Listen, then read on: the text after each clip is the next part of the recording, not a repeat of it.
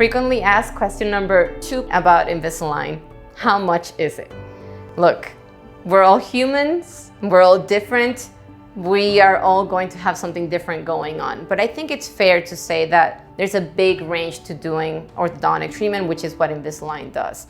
And tooth alignment can range from something really simple, and that's about maybe $3,000, $3,500, to something incredibly complex that requires all kinds of like surgeries and stuff. And that can go $10,000, $15,000 or even more. So if we're really gonna get to the frequently asked question of how much is it, a regular, if you're right in the middle, the average treatment plan for Invisalign is gonna be about $5,500. So the range is more like $5,000 to $6,000. And it's usually financed. It's not something that you have to do all at once. But I tell everybody that the cost of aligning your teeth and preventing you losing or breaking teeth because of your bite is the cost of replacing one tooth that you broke if you wouldn't have had done it. So just to put things into perspective.